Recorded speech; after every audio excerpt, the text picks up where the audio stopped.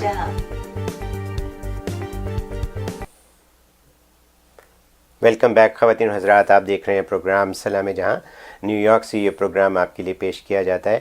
آج ہمارے اس پروگرام میں انتہائی تعلیم یافتہ، دلچسپ پاکستان کے بہترین شاعر، نثر نگار، کیا اردو کیا پنجابی، اور مجھے یقین ہے کہ انگریزی میں بھی کچھ نہ کچھ ضرور لکھتے ہوں گے، سید سلمان گیلانی صاحب موجود ہیں. ان سے بات چیت چل رہی ہے. آئیے ان سے کچھ اور باتیں کرتے ہیں. گیلانی صاحب، یہ فرمائیے کہ مجھے معلوم ہے کہ آپ یہاں پہلے بھی آ چکے ہیں امریکہ، تو شاید آپ دنیا کے اور ملکوں میں بھی گئے ہوں گے، یقیناً گئے ہوں گے.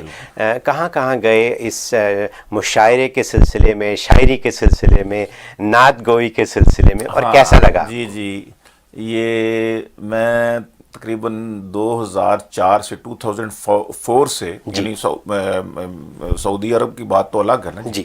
وہاں تو میں نے بتایا کہ 1992 سے 1992 سے جی سعودیہ جا رہا تھا، مشاعروں کے سلسلے میں بھی اور اس کے سلسلے میں بھی، نعت کے حوالے سے بھی اور عمروں کے اور حج کے حوالے سے بھی. جی. تو 2003 میں یا 4 میں ہانگ کانگ اچھا، پہلی دفعہ عالمی مشاعرے میں گیا. ہانگ کانگ گیا. اچھا، مذہبی حوالے سے گیا. 12 ربیع الاول کا وہاں پہ تقریب تھی، تو مشاعرہ بھی ہوئے وہاں پہ. کافی سارے ہمارے دوست ہیں وہاں پہ، تو انہوں نے مشاعرے کا بھی ارینج کیا وہاں پہ ایک ہال میں. تو اس کے بعد پھر ساؤتھ افریقہ، بوتسوانا اور ساؤتھ افریقہ میں بوتسوانا. اچھا، یہ میرے فورن ٹورز یعنی سٹارٹ ہوئے جب میرے. اس وقت میری سروس بھی تھی لاہور میں، بابڈا میں. اچھا اچھا. تو اس کے بعد پھر الحمدللہ میں جب ابھی مزاح میں نہیں آیا تھا. مزاح میں 2006 میں آیا ہوں، 2006 میں. اچھا اچھا. تو اچھا، جب یہ شروع ہوا ہے نا میرا مزاح کا سفر، جی، تو پی ٹی وی سے شروع ہوا. اچھا. اس سے پہلے میں برطانیہ میں جاتا تھا عام نعتیہ محافل کے لیے، نعتیہ مشاعروں کے لیے، سیرت کانفرنس کے سلسلے میں جاتا تھا. تو ہوا یہ کہ پھر وہاں پر مجھ کو جب پتہ چلا، وہاں ایک بین الاقوامی مشاعرہ تھا گلاسگو میں. اچھا. تو اس میں بہت سارے دوست پاکستان، امریکہ سے بھی آئے ہوئے تھے، برطانیہ کے تو تھے ہی، یورپ سے بھی آئے ہوئے تھے، آسٹریلیا سے، پوری دنیا کے شعراء آئے ہوئے تھے. تو ان کو میرا پتہ چلا کہ یہاں ہو، تو مجھے بھی انہوں نے دعوت دے دی. تو وہ نے بین الاقوامی مشاعرہ بڑا جو تھا نا، جس میں کو 30-35 شعراء تھے، تو وہاں میں نے پڑھا. تو پاکستان سے دوسرے شعراء بھی آئے تھے، ان میں ڈاکٹر انعام الحق جاوید، مشہور اینکر بھی ٹی وی کے شوز کے، وہ بھی تھے. تو وہ تو ویسے تو ایجوکیشنسٹ ہیں وہ. تو انہوں نے مجھے وہاں سے کہا کہ آپ مجھے نا آپ مزاح سنایا کرو. اچھا. یہاں مزاح سنائیں کچھ. میں نے کہا مزاح تو میں نہیں کہتا. کہتے نہیں مجھے پتہ ہے آپ کہتے ہیں. وہ تھوڑا جہا حسل ان کے انہوں نے لکھی ہوئی تھی.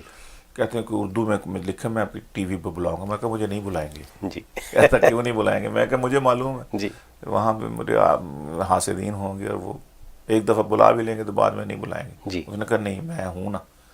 تو پھر ان کے کہنے پر میں نے مذاق باقاعدہ اردو میں شروع کیا. تو وہ پھر انہوں نے بلایا بھی مجھے پی ٹی وی پہ 2006 میں. اچھا. تو اس کے بعد پھر چل سو چل. اچھا. پھر ساری دنیا میں آپ پھر دنیا میں میں آسٹریلیا گیا، پھر ادھر گیا، کیا کہتے ہیں، ناروے. اچھا. آپ یورپ میں پھر افریقہ میں بھی گئے، مڈل ایسٹ میں گیا، اور امریکہ میں 2015 سے آ رہا ہوں اور بین الاقوامی مشاعرے پڑھ رہا ہوں میں. جی. مجھے یہ فرمائیے کہ آپ سے تھوڑا سا ایک ڈفرینٹ قسم کا سوال، کہ ہمارے اس ملک میں جہاں ہم ہیں اس وقت، یہاں آپ کیا دیکھتے ہیں کہ اردو کا مستقبل کیا ہے؟ مایوس کن ہے. مایوس کن ہے. جی مایوس کن ہے. لیکن تھوڑی سی ہوپ یوں ہوئی ہے کہ جیسے آپ نے مجھے یہاں بلایا ہے، جی، رحم ٹی وی نے، تو آپ میرا اردو میں آپ میرے ساتھ بات چیت کر رہے ہیں، اور میں آپ کی اردو دیکھ رہا ہوں. جی. آپ جو نوٹس وغیرہ لکھ رہے ہیں، جی، آپ کی تو آپ رومن میں نہیں لکھ رہے بلکہ اردو میں لکھ رہے ہیں. اردو میں لکھ رہا ہوں. اور آپ کے ہینڈ رائٹنگ بھی ایسے جیسے آپ پھٹیاں لکھتے رہے بچپن میں، تختیاں لکھی ہیں. اس لیے اب مجھے محسوس ہوتا ہے کہ اگر اس طرح کے پرائیویٹ چینل جو ہے وہ اگر اردو کو پروموٹ کرنا چاہیں، جی، تو اچھا مستقبل بن سکتا ہے اردو کے حوالے سے. لیکن سب سے زیادہ ضروری بات جو ہے وہ پیرنٹس کی ہے، کہ وہ جو اس وقت نسل کے پہلی نسل کے جو لوگ تھے، بابے جو یہاں آئے، جی، وہ انہوں نے اپنے بچوں کے ساتھ اپنی مادری زبان میں اور اردو میں جی ایک ربط رکھا. بالکل رکھا. بچے اسکولوں میں جاتے تھے، باہر دوستوں سے وہ انگریزی بولتے، انگریزی بھی بولتے تھے اور انگریزی سیکھ لیتے تھے. جی وہ سیکھنی ہی ہوتی ہے جب باہر نکلیں گے بچے. تو گھر میں کم از کم پیرنٹس جو ہیں وہ بچوں کے ساتھ اردو بولیں، ان کو اردو املا سکھائیں، اردو لکھنا سکھائیں، اردو پڑھنا سکھائیں. اب جو میں نسل دیکھ رہا ہوں وہ اگر تو گھر میں تھوڑی بہت پنجابی یا جو کچھ گھر ماں کی زبان ہے ماں باپ کی وہ تھوڑی بہت سمجھ لیتے ہیں، اردو سے بالکل نابلد ہے. اور بہت کم یعنی بچے ایسے ہیں جو اردو جانتے. میں ہاں ابھی علی گڑھ لیومنائی کے مشاعروں میں آیا ہوا ہوں. جی بین الاقوامی مشاعرے ہیں یہ. تو اس میں دیکھ رہا ہوں کہ نوجوان نہیں آتے، بابے بیٹھے ہوتے ہیں 40 سے اوپر سے بیٹھے ہوتے ہیں. صحیح کہہ رہے ہیں. وہ سن رہے ہیں اور وہ سر ڈھونڈ رہے ہیں. ہاں ینگسٹرز نہیں میں ہوتے. پوچھتا ہوں کہ تمہارے بچے کدھر ہیں؟ وہ کہتے ہیں جی، وہ کہتے ہیں ہمیں کیا پتہ لگا، ہم نہیں جا رہے. ہاں میں کہا لاؤ زبردستی کھینچ. کہتے جہاں زبردستی بھی نہیں کر سکتے. ہاں یہاں زبردستی قانون بھی ایسے نہیں. یہ بات بالکل درست ہے. جی تو میرا مشورہ یہ ہے اور میری تجویز یہ ہے کہ کم از کم، ورنہ ہمارا آنا بھی بند ہو جائے گا. پھر ظاہر ہے کہ ہم نے اردو میں بات کرنی ہوتی ہے. تو جب یہاں اردو سمجھنے والی آج سے 10 15 20 سال بعد جب یہ نئی نسل کم ہوتے جائے گا، ہاں کم ہوتی جائے گی، تو کون بلائے گا پھر ہمیں اور ہمیں کون سنے گا؟ دیکھیے یہ بڑی تکلیف دہ بات ہے اردو کے بارے میں یا ہماری پنجابی زبان کے بارے میں کہ یہ زبانیں جو ہیں اس ملک میں ختم ہوتی جا رہی ہیں اور اس کا ذمہ دار کوئی نہیں ہے، ہم خود ہیں. جی پیرنٹس ہیں. جی ہاں بالکل. میں آپ سے سوال کروں گا یہ چھوٹا سا کہ یہ سلولی یہ کیا چیز ہے؟ آپ کی کتاب ہے یہ سلولی یہ میری پہلی اردو میں مشاعرے اپنا مزاحیہ شاعری ہے. اچھا. اصل میں ہوا یہ تھا کہ کوئی مشاعرہ تھا تو اس میں وہ یونیورسٹی کے بچے تھے، سارے بچیاں اور بچے تھے. جی. تو وہ آپس میں نا ان سے کہا کہ آپ شور نہ کریں، سلولی بات کریں. اچھا. وہ ہمارے جو کمپیئر تھے نا اس نے یوں کر کے کہا سلولی. تو میرے ذہن میں ایسے آ گیا وہ آئی لو یو بولی سلولی. اچھا. تو میں یونیورسٹی کا ماحول تھا، اوہو میں نے کہا یہ تو بڑا اچھا مصرع بن گیا. جی. وہ آئی لو یو بولی سلولی. تو وہیں میں نے 10 منٹ میں 7-8 شعر اچھا اسی ردیف کے بنا لیے. اور وہ اتنا ہٹ ہوا وہاں پہ وہ کلام، کیونکہ بچوں کا ماحول تھا، اسٹوڈنٹس تھے سارے اور مکسڈ ماحول تھا. وہ تو جناب بھنگڑا مچ گیا وہاں پہ. بڑی ہولی سلولی وہ آئی لو یو بولی سلولی. اور جب میں نے یہ شروع کیا نا جی تو وہ سب نے بڑا اپریشیٹ کیا. انہوں نے کہا کہ آج کل کے تعلیم یافتہ بچوں کے لیے انگریزی بات میں اگر تڑکا لگا کہ آپ اپنی پوئٹری کریں گے نا اسٹوڈنٹس کے لیے، ہمارے ہاں بھی تو مسئلہ یہی ہو گیا ہے نا، جو اب گلی گلی میں انگلش میڈیم اسکول کھل گئے. پاکستان کی بات کر رہا ہوں. تو اس میں بھی اب بچوں کو اردو سمجھنا، اردو بولنا، اردو لکھنا، خاص طور پہ اردو کے محاوروں کا سمجھنا، تھوڑا بہت جو اردو میں عربی فارسی کے الفاظ ہوتے ہیں ان کو سمجھنا جو ہم عام طور پر نہیں بولتے آپس میں، صرف افسانوں میں اور ڈراموں میں اور شاعری میں رہ گئے ہوئے ہیں، وہ بھی ان کو بیچاروں کو نہیں سمجھ لگتے. میں حیران ہوتا ہوں کہ یار یہ کیا بنے گا. بس اللہ رحم کرے. ہر گلی میں انگریزی اسکول کرے اور آپ کے اسٹیٹس سمبل بن گئے جی ہمارے بچے جو ہیں. آئی ریئلی ہوپ کہ جیسے آپ ہیں، جس قسم کی کیریکٹر آپ کا ہے اور جو کام آپ کر رہے ہیں، میں تو جہاد سمجھ کے کر رہے ہیں، تو ایسے اور لوگ پیدا ہوں. یہ فرمائیے کہ مزاحیہ شاعری کے ساتھ کیا مزاحیہ نثر نگاری بھی آپ کرتے ہیں؟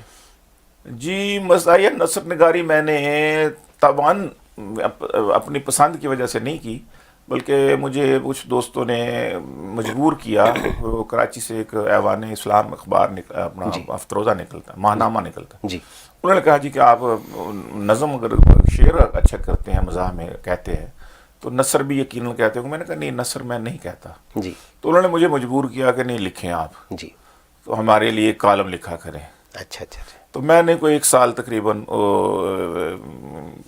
لکھا. اچھا. معاف کیجئے گا کے عنوان سے ایک. اچھا. تو بس اس کے بعد پھر میرا واقع دل نہیں کرتا تھا. ایک تو مجھے وقت کا مسئلہ ہوتا تھا.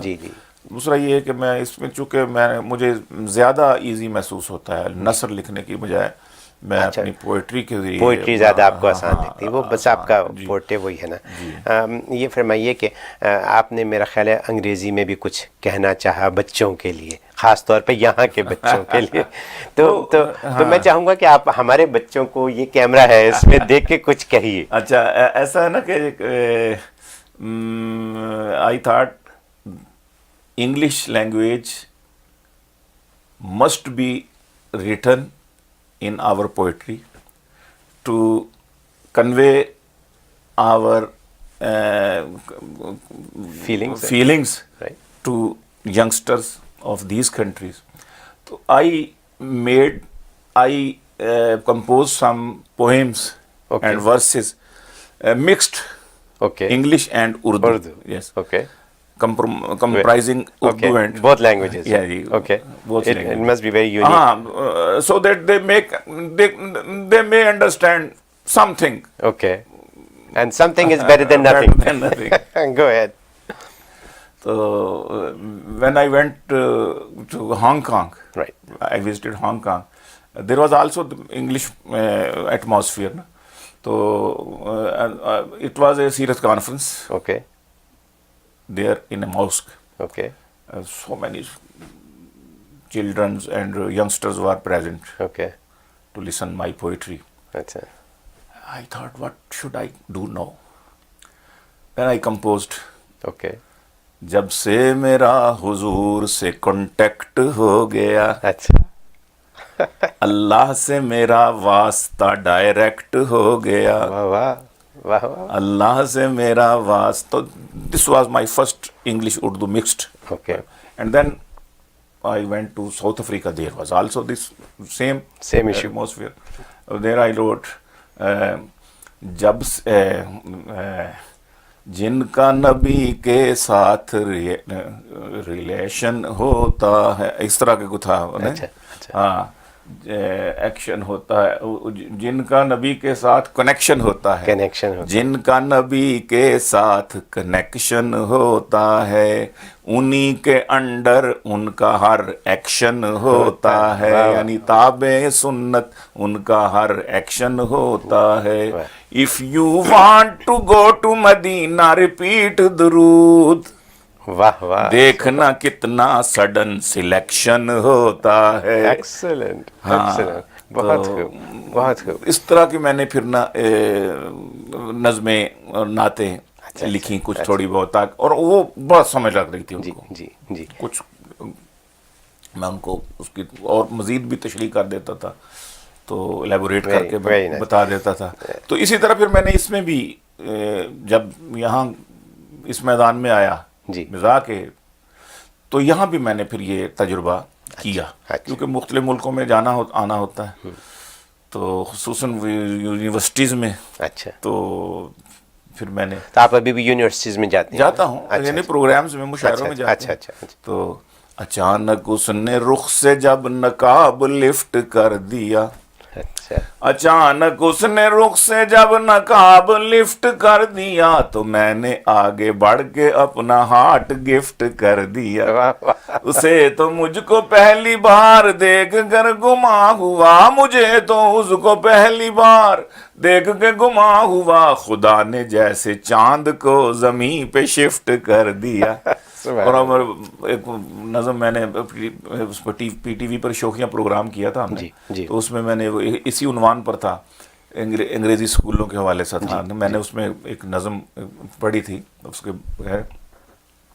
کہ میرے دل کا کوارٹر کر لو آکوپائی، اچھا، میں رینٹ نہ لوں گا ایون سنگل پائی. میرے دل میں ہے بہت اکاموڈیشن، اس کا ہر کمرہ ایئر کنڈیشن. میرے دل میں ہے بہت اکاموڈیشن، اس کا ہر روم ہے ایئر کنڈیشن. اس کا کونا کونا آئے، اس کا کونا کونا ہے الیکٹرو پائی.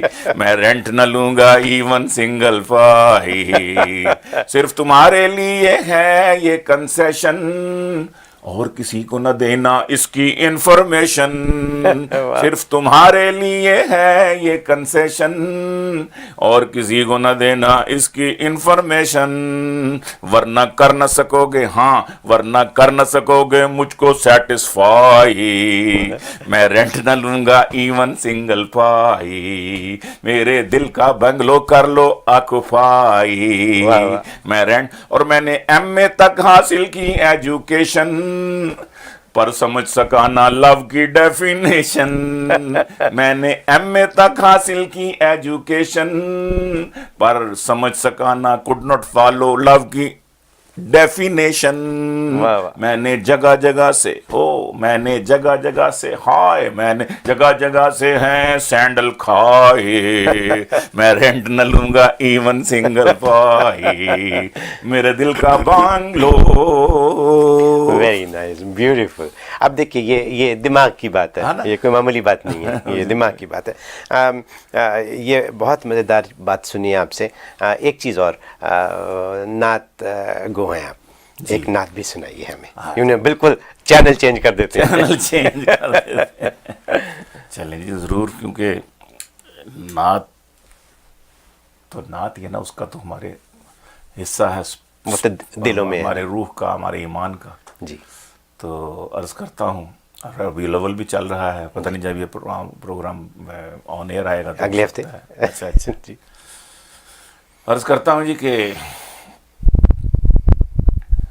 یہ شان تھی رحمت کی، تو حیران سا کیوں ہے، یہ شان تھی رحمت کی، تو حیران سا کیوں ہے، حقدار معافی ابو سفیان سا کیوں ہے، حقدار معافی، اور دو اشک ندامت تیری بخشش کو ہے کافی، دو اشک ندامت تیری بخشش کو ہے کافی، اے دل تو گناہوں سے پریشان سا کیوں ہے، اور دھن اس کو لگی ہے کہ بسے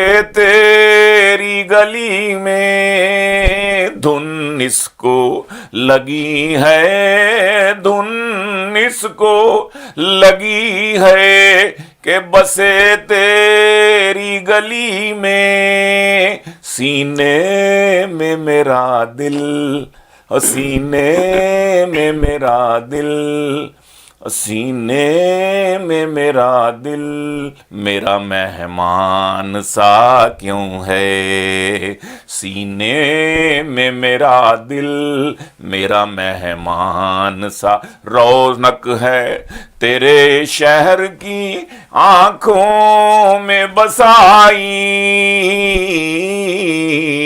رونق ہے، رونق ہے تیرے شہر کی آنکھوں میں بسائی، لگتا مجھے نیو یارک بھی ویران سا کیوں ہے، لگتا مجھے نیو یارک بھی ویران سا کیوں ہے، سینے میں میرا دل، میرا مہمان، اور ظاہر ہے یہ کنکر تیرے قدموں سے چھوئے ہیں، ظاہر ہے یا رسول اللہ صلی اللہ علیہ وسلم، ظاہر ہے یہ پتھر، یہ کنکر تیرے قدموں سے چھوئے ہیں، الماس سا کوئی مرجان سا کیوں، these are diamonds,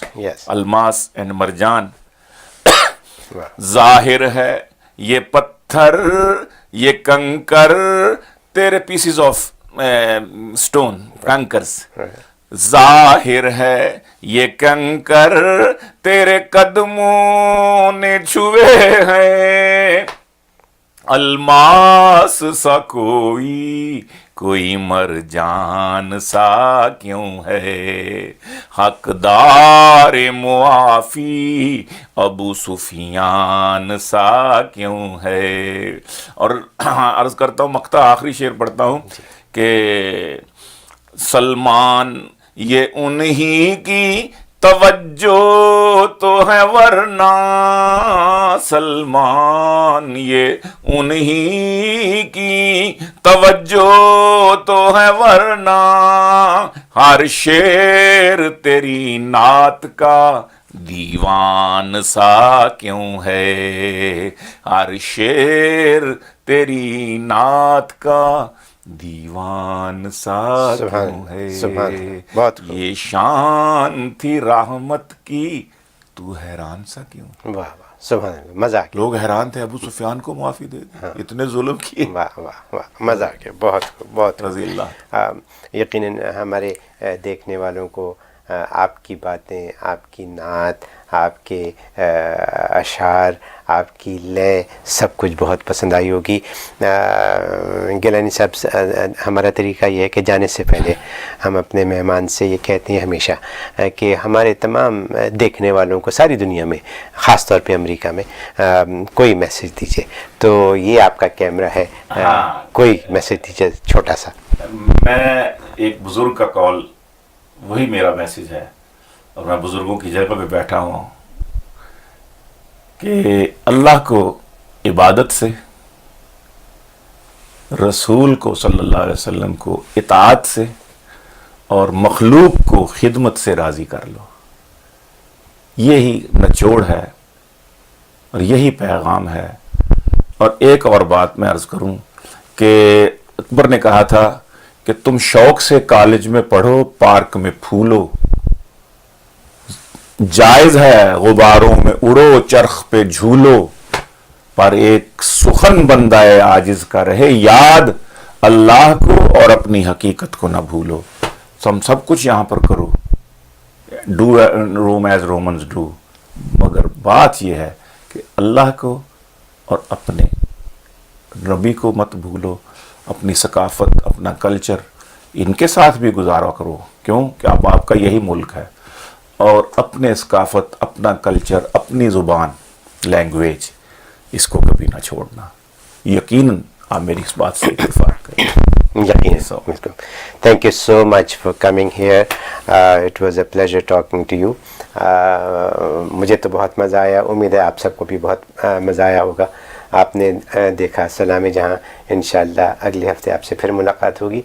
Pervez Mahmood کو اور ہمارے مہمان گیلانی صاحب کو اجازت دیجیے. السلام علیکم. اللہ آپ کا حامی ناصر. Thank you so much.